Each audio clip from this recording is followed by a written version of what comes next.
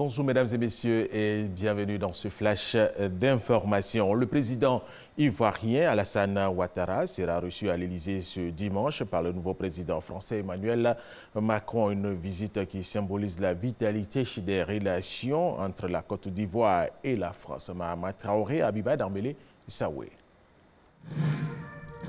À l'Élysée, les présidents se succèdent, mais tous semblent garder la volonté d'intensifier les relations entre la France et la Côte d'Ivoire. Tout le sens de la rencontre prévue ce dimanche entre le nouveau président français Emmanuel Macron et son homologue ivoirien, le président Alassane Ouattara.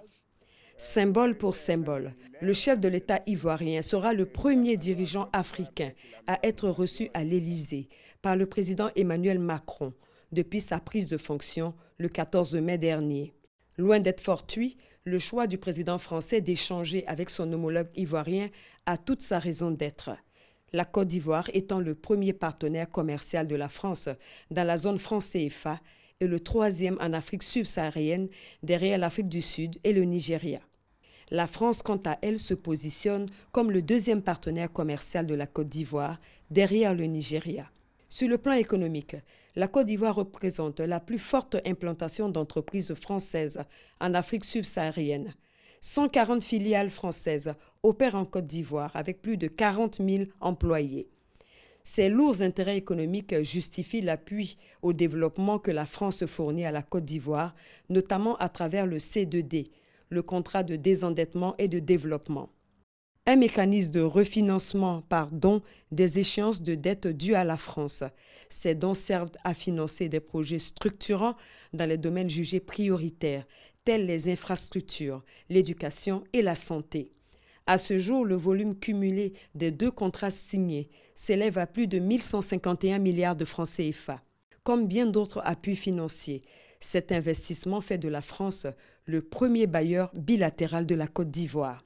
S'il s'agira de renforcer la coopération, ce premier entretien officiel entre Emmanuel Macron et Alassane Ouattara évoquera probablement les questions liées à la lutte contre le terrorisme et la migration clandestine, tout comme deux événements majeurs qui se tiendront à Abidjan cette année, à savoir les 8e Jeux de la francophonie et le sommet Europe-Afrique.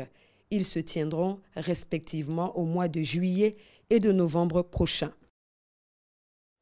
Abiba Dambélé, Saouish, les bureaux de vote ont ouvert à 8 heures françaises, 6 temps universel ce dimanche en France pour le premier tour des élections législatives, un mois après l'élection du nouveau président Emmanuel Macron qui cherche à obtenir une large majorité pour conduire ses réformes. Plus de 47 millions de Français sont donc appelés à voter pour désigner leurs 577 députés jusqu'à 18 heures GMT, un scrutin placé sous haute protection policière avec la mobilisation de 50 000 policiers et gendarmes.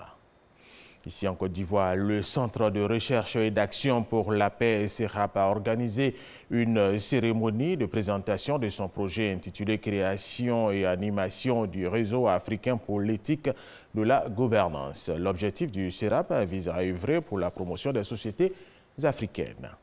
La première dame fait des dons d'une valeur de plus de 60 millions de francs CFA aux mosquées du district d'Abidjan.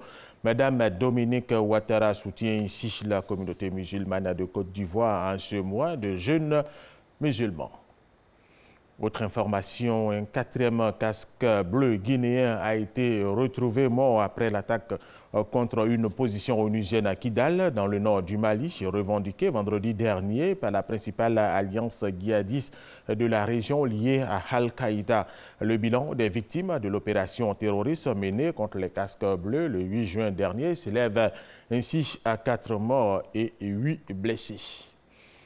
CAN 2019, le Cameroun, le champion d'Afrique de football, a battu le Maroc hier samedi lors de la première journée de qualification pour la CAN 2019 par 1-0, un but de Vincent Boubacar. Mais en tant que pays hôte, le succès des Lions indémocrates n'a aucune incidence sur le classement du groupe B dominé par le Malawi, vainqueur 1-0 des Comores. La Côte d'Ivoire, elle a perdu malheureusement sur ses installations à Bouaké par 3 buts à 2 face à la Guinée Conakry.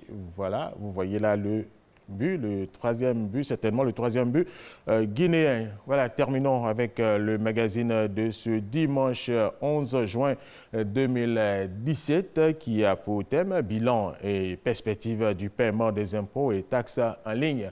Notre invité est M. Alex Boni, il est le conseiller technique du directeur général des impôts. Fin de ce flash, merci de l'avoir suivi. Je vous retrouve tout à l'heure à 13h.